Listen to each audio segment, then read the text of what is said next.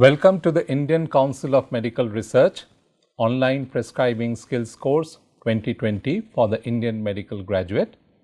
I am Professor Abhijit Hajra of the Department of Pharmacology, Institute of Postgraduate Medical Education and Research, Kolkata. Today, we are going to discuss prescribing in organ dysfunction, specifically in states of renal and hepatic impairment. After watching this video, please attempt 5 multiple choice questions linked to this module and leave a feedback. You will find them in the assignment section of the course. The authors and reviewers of the module you can see listed on this slide. Why is this topic important? As we all know, there are many situations in prescribing that demand great care in the selection, dosing and monitoring of drug therapy, and some situations require greater care than usual.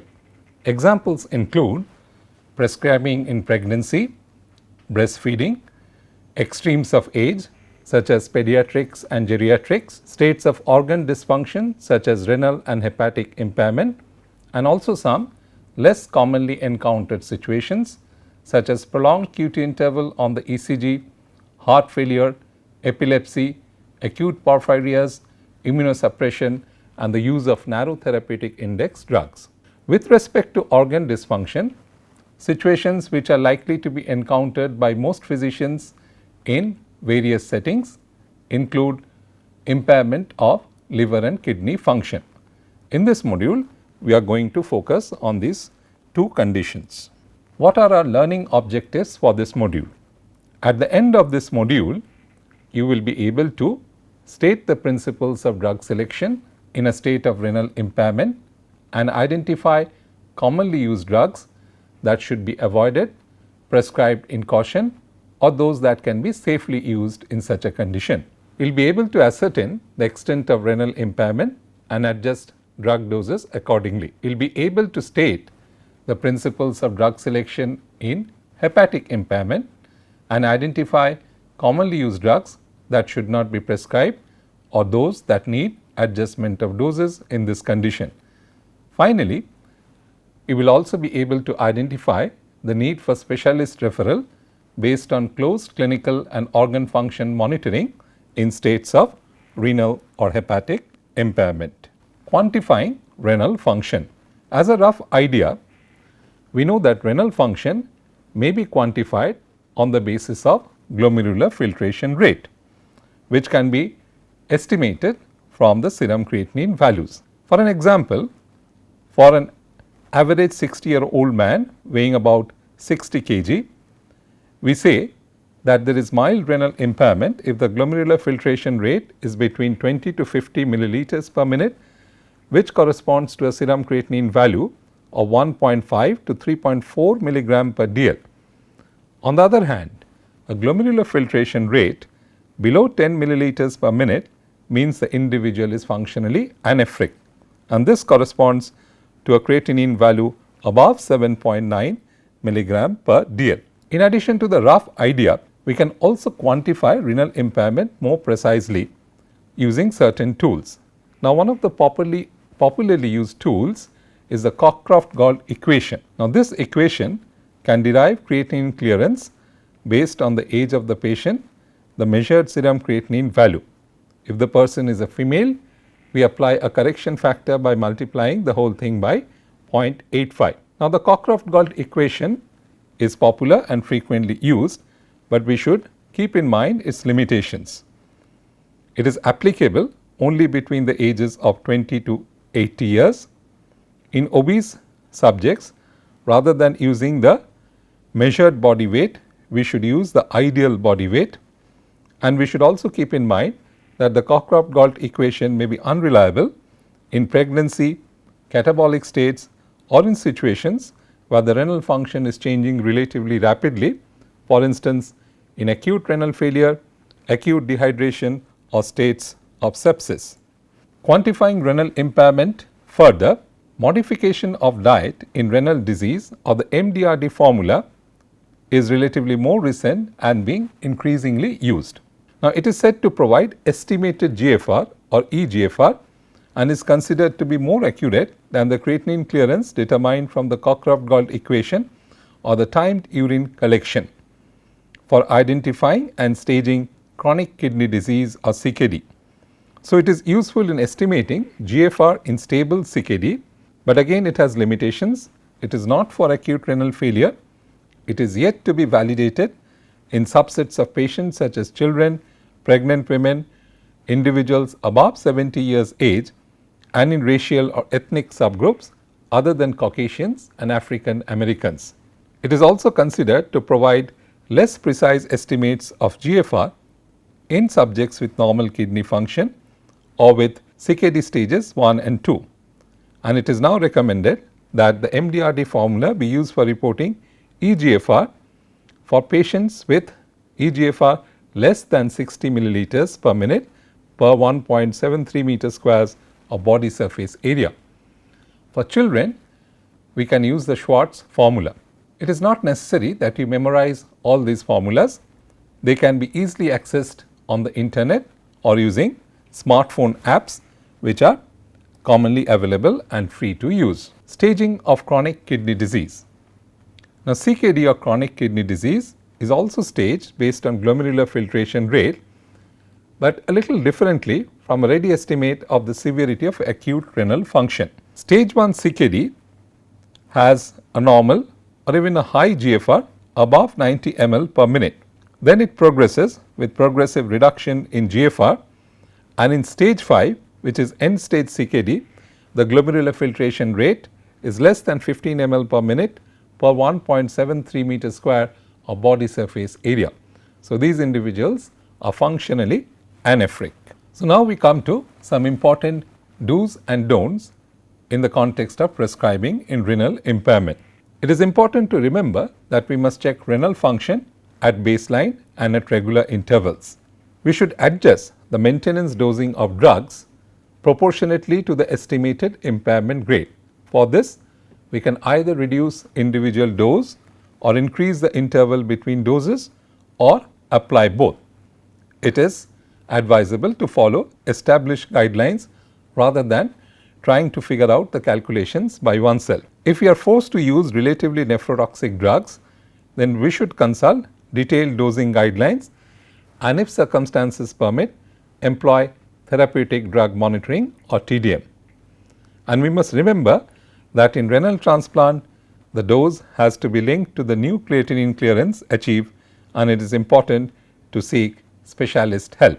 Regarding the don'ts, we must not use unnecessary drugs or nephrotoxic drugs in states of renal impairment, and rather should depend more on drugs eliminated mainly by the liver. Non-nephrotoxic drugs that have only minor dose related adverse drug reactions do not require precise dose adjustment in renal impairment. Single doses of drugs need not be adjusted, they will seldom be dangerous. Another thing we must keep in mind that we should not reduce loading doses of drugs and adjust only the maintenance doses. In fact, if the maintenance dosing is reduced, then we may need a loading dose for drugs if a rapid effect is desired. On this slide, we have listed some commonly used drugs which are either to be avoided or used with great caution in states of renal impairment. As you can see, the list is categorized by the mechanisms of renal injury, which can range from pre-renal injury to acute tubular necrosis to chronic renal failure to interstitial nephritis, obstructive nephropathy in terms of intratubular obstruction, vascular effects in terms of thrombotic microangiopathy, vascular effects in terms of cholesterol, emboli, and finally glomerular injury. So, these are representative lists, and it is not necessary or desirable to memorize such lists whenever we are encountered with a drug with which we are less familiar, but we have to use or are thinking of using it in a renally impaired patient, then we should consult the detailed prescribing literature for this medicine. Let us come to some case scenarios related to drug use in organ dysfunction. Now, the first of these scenarios goes like this. A 76-year-old man weighing 62 kg has presented with community acquired lobar pneumonia. He is hypertensive and is receiving amlodipine 10 mg once daily, but is otherwise healthy. His blood tests show elevated total leukocyte count with neutrophils at 80%, normal liver function tests and a serum creatinine of 1.6 mg per dl. The sputum examination confirms pneumococcal infection. Now, what are our clinical questions at this stage? We have to decide whether this person is in a state of renal impairment. We have to consider whether his existing medicines require dose adjustment. We have to think about pharmacological treatment of his pneumonia using an antimicrobial. Let us say we are thinking about cefalexin. So, we have to decide whether cefalexin can be used in its usual adult dosing schedule of 500 milligrams 4 times daily. And finally, we will also have to decide whether he requires specialist referral for its apparent organ dysfunction. Now, our clinical reasoning should go as follows. For all elderly individuals, that is individuals above 65 years of age, it is prudent to assume at least mild degree of renal impairment. We can calculate the creatinine clearance by applying the Cockcroft-Gault equation, and this will come to 34 milliliters per minute. Estimated GFR from MDRD formula will come to 44.9 milliliters per minute. So, this confirms that the person has mild renal impairment. He is receiving amlodipine for his hypertension. We can continue it at the same dose of 10 milligram per day, because amlodipine, like most calcium channel blockers, do not require dose adjustment in renal impairment when it is mild. With cefalexin, the dose should preferably be reduced to 500 milligram thrice daily. Specialist referral is not required at this stage. However, we should continue to monitor renal function periodically in this patient, and if there is further deterioration of renal function, then refer this patient to a specialist. Coming to a second case scenario.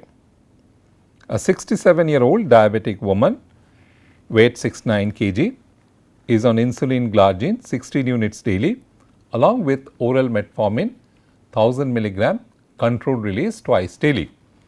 Her blood sugar is controlled with the HbA1c at 6.9%, but chronic kidney disease is diagnosed on the basis of bilateral pedal edema and a serum creatinine of 3.1 milligram per dl. She is also on levothyroxine 100 microgram per day. She now requires treatment for extensive tinea corporis affecting about 30% of a body surface area. Now, what are our clinical questions? Once again, we have to determine how severe is the renal impairment. We have to decide whether her existing medicines require any dose modification and withdrawal. We have to suggest a treatment for a presenting complaint, which is this fungal infection tinea. And finally, we have to decide whether this patient requires specialist referral. Once again, the patient is above 65 years of age, so we start by assuming at least mild renal impairment. But in this case, the creatinine is frankly raised and clinically also edema is present. So, the renal dysfunction is likely to be more than mild. Applying the Cockcroft-Gault equation, we can derive at a creatinine clearance of just 19 milliliters per minute. From the MDRD formula, the eGFR would be 15.9 milliliters per minute, suggesting stage 4 CKD. Thus, her renal impairment is moderate to severe. Levothyroxine, fortunately, does not require dose adjustment in renal impairment. Regarding insulin glargine, which is a basal insulin, there are no specific recommendations as of now. However, in common with other insulins, a lower dose may be required because of the reduced insulin clearance. We have to monitor this patient carefully for hypoglycemia. Metformin is one of the most widely used oral antidiabetic drugs, but it is contraindicated when the creatinine clearance falls below 30 ml per minute. So, we have to think about alternative oral antidiabetics. We can think about glimepiride and pioglitazone, which do not require dose adjustment in renal impairment. However, the risk of hypoglycemia is increased A glimepiride, which is a sulfonylurea, is combined with insulin. Pioglitazone, on the other hand, may aggravate pedal edema. So, this is a tricky situation so far as prescribing oral antidiabetics is concerned. We can use linagliptin, which does not require dose adjustment in renal impairment. Our present problem, that is the tinea infection, may be managed with the azole antifungal itraconazole 100 milligram twice daily or 200 milligram once daily for an appropriate length of time. Itraconazole does not require dose adjustment. We can also consider use of topical antifungals such as sartaconazole or terbinafine along with oral itraconazole in this condition. Specialist referral is preferable for this patient, particularly since the CKD is advanced, and maintaining adequate blood sugar control while avoiding hypoglycemia will be a challenge for this patient. Now, we come to the principles of drug dosing in hepatic impairment. Unfortunately, unlike in the case of the kidney, we do not have a single composite measure of hepatic function like the creatinine clearance or the eGFR. We have a number of liver function tests that are commonly done, but by themselves they are not a reliable guide to the extent of hepatic elimination capacity. We have the Child-Pugh target classification grades for the severity of liver disease, which depends upon presence or absence of ascites, encephalopathy, bilirubin levels, albumin levels and prothrombin time. Class A suggests mild impairment, B moderate and C severe. However, this classification is not always a good predictor of hepatotoxicity so far as drugs are concerned, and drug induced liver injury often tends to be idiosyncratic in nature. So, as thumb rules, we can consider that cirrhosis and hepatic encephalopathy are states of severe hepatic dysfunction. Hepatitis and cholestasis are moderate dysfunction. We should also remember that elevated international normalized ratio of the prothrombin time in isolation is also hepatic dysfunction if there is no vitamin K deficiency. Continuing further, drugs excreted predominantly in bile will have greatly reduced elimination in case of intra or extrahepatic biliary obstruction. Hypoalbuminemia increases the toxicity of highly protein bound drugs. The response to CNS depressant drugs such as opioid analgesics, anxiolytics or sedatives may be greatly exaggerated. Edema, an ascites of chronic liver disease, tends to be worsened by drugs causing sodium and water retention. Hypokalemia induced by loop diuretics may precipitate hepatic encephalopathy. Non-steroidal anti-inflammatory drugs may precipitate gastrointestinal bleeds and renal injury in persons with hepatic failure. Sensitivity to anticoagulants is increased, ulcer or varicose bleeds may occur. Bleeding may also be precipitated by non-steroidal anti-inflammatory drugs. Substance abuse is likely to be poorly tolerated, and it is important to strictly discourage alcohol. Reduced therapeutic response may be seen with some drugs like beta blockers, codeine and various types of diuretics including furosemide, triamterene and bumetanide. So, if unfamiliar, it is always wise to make dosing decisions after consulting appropriate prescribing literature.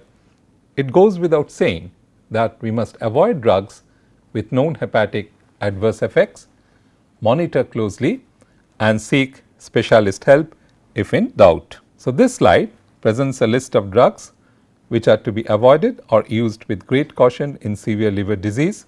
You will note that this includes a number of antimicrobial agents including antibacterial drugs, antitubercular drugs, antifungals and antiretroviral drugs. Once again, I remind you that it is not essential to memorize the list, rather it is important to consult detailed prescribing literature if we are unfamiliar with the drug that we plan to use. Now, we come to our third case scenario. A 66-year-old man with alcoholic cirrhosis has developed low back pain causing difficulty in walking and posture changes. X-rays of the lumbosacral spine suggests degenerative bone disease. He also complains of insomnia because of the pain. Presently, he is on vitamin and micronutrient supplements and chlorthalidone 12.5 milligram per day for hypertension. He is abstaining from alcohol. So, what are our important clinical questions at this stage? What is the likely severity of this patient's hepatic impairment? Does his existing medication require dose modification? Can we suggest an analgesic for giving relief from the low back pain? Can he be prescribed a sedative drug such as one from the benzodiazepine class? Let us try to answer these questions one by one. Cirrhosis is progressive and fatal liver disease. Irrespective of etiology, it indicates that the liver disease is severe. There are no issues with vitamin, micronutrient, antioxidant supplementations in chronic liver disease. However, we should avoid high doses of vitamin A and D. Chlorthalidone, which is a diuretic, should be used with caution. Relatively minor alterations of fluid and electrolyte balance may precipitate hepatic coma. Here the chlorthalidone dose is relatively low, and if the blood pressure is controlled, we can continue this low dose with close monitoring. NSAIDs have hepatotoxic potential, may be poorly tolerated, and may precipitate renal disturbance in cirrhosis patients. So, we should not consider NSAIDs for the low back pain, and in fact, low doses of NSAIDs would be ineffective. We can consider pregabalin, which requires no dose adjustment in hepatic dysfunction. It can be used in a dose of 75 milligram once or twice daily orally in immediate or extended release form, provided that the pain is considered to be neuropathic in nature. We must remember though that evidence for long-term use of pregabalin in low back pain is limited. As alternatives, we can try physical therapy such as local heat and postural exercises. Benzodiazepines are contraindicated in severe liver disease. They can tend to precipitate disturbance of cerebral function. We hope that insomnia due to the back pain should improve once the pain is controlled. However, if very much needed, we can consider using oral alprazolam in low doses for short time. For instance, 0.5 milligram at bedtime for 5 days. Zolpidem in low dose, again 5 milligram at bedtime, has been used in moderately severe liver disease, but it is prudent to avoid extended release formulations. Abstaining from alcohol is beneficial from the cirrhosis point of view, and also because of the fact that any CNS depressant drug can have serious consequences when used concomitantly with alcohol. It is good that this patient is abstaining, but for non-abstainers, we must counsel very forcefully to give up alcohol and also avoid other forms of substance abuse. This is important in all types of liver disease. So, at the end, what are our take home messages for this module? Renal and hepatic impairment are commonly encountered organ dysfunction states. Prescribing in these situations requires knowledge and care to avoid errors of omission or commission. We should judge severity of the condition individually for each patient using available tools and resources. We must review all existing medicine and their doses. We must select and dose new medicines carefully. It is always wise to consult available literature or guidelines when we are not sure about dosing, and we should also seek specialist help if required. Possibility of exaggerated effects, adverse reactions and worsening of existing impairment exist, so the monitoring must be more intensive. Finally, specialist referral is mandatory for patients who are on renal replacement therapy or have received organ transplants. So, these are some of the references that we have consulted while preparing the module. We must thank the members of the Rational Use of Medicines Committee at IPJMER Kolkata for their wholehearted cooperation in the preparation of this module, and I must also thank you for watching this video. The link given will help you with dosing of many drugs. It comes from the prescriber's digital reference. I hope you have enjoyed watching this video. Now, we would request you to go to the assignment section and attempt the multiple choice questions linked to this module. Also do leave a feedback. Happy learning and thank you again.